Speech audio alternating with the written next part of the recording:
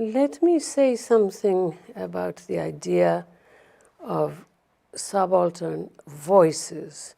The word voice there is a metaphorical word. What we mean by attending to the subaltern classes is what they do speak, they resist, they form collectives, but there is no infrastructure for, again, to go back to the metaphor, for them to have their speech act completed. In other words, those around them with the power, the state power or non-state power, do not have the infrastructure to be able to attend to these things. Yes, now I could give you countless examples, but that would take a very long time. So it's not a question of someone trying literally to listen to muted voices. That's a metaphorical description of building infrastructure so that the citizen who is cut off from the structures of the state or social mobility can actually access them. That's what it is. It's not like top-down help.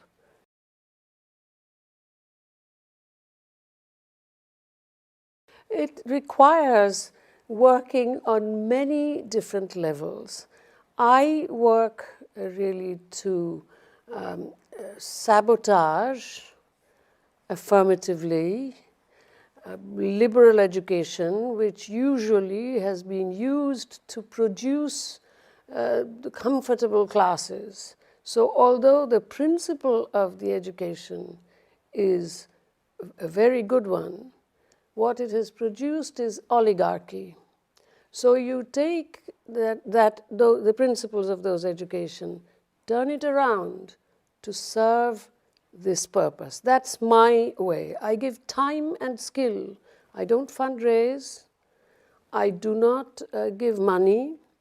I do not give unmediated cyber education, just kind of throw computers at them. And I certainly do not give school buildings. I give my time and my skill, as I do at Columbia, so down below, for 30 years now. But that's not the only way. Above a certain level, in most countries, there is education to produce intellectual labor. Below that level, since one is only interested in manual labor from these kinds of people, either there is education to make employable, and that's considered politically correct, or there is education where answers to questions are memorized and forgotten after the exam so that the degrees are not taken seriously except to produce statistics. The Human Development Index asks how many years of schooling. That's quantitative. But when it's our own children, we go to all kinds of universities and schools to find where the education is good. That's quality control. So to an extent, this is the difference. My own vice chancellor or president, as we say, of the university says to me, Gayatri, your standards are too high. And I laughed at him and I said, I'm sorry, no, your standards are too low. And I should tell you that my standards are the same at Columbia University as they are in my rural schools. In other words, to develop intellectual labor, the possibility of intellectual labor in those who are in the subaltern classes, landless illiterate. You can't go very much further down.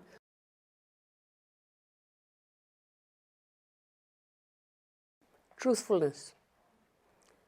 I mean, you know, for me, someone who has been so deeply influenced by the critique of humanism, philosophies that consider that individual agency is not all important, it's very difficult to use that word, truthfulness, because I don't think there is clear, objective truths that you can find. But truthfulness is a quality. It's a quality in the individual of not being afraid to say what she thinks. I'll make a simple analogy. If you want to develop your body, you go to a gym. If you want to get somewhere fast, you fly in an airplane. You're not going to be able to build your body to fly as fast as an airplane. It's the same way with the mind. You cannot, in spite of what the popular neuroethics, etc., people say, you cannot upload a computer into the brain. In order to develop the muscle memory, to develop ethical reflexes, you have to work with the mind as you work with the body in order to develop it.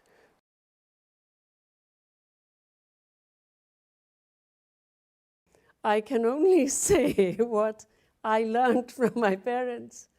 Think about other people. Think about other people. You will have a much more satisfying life.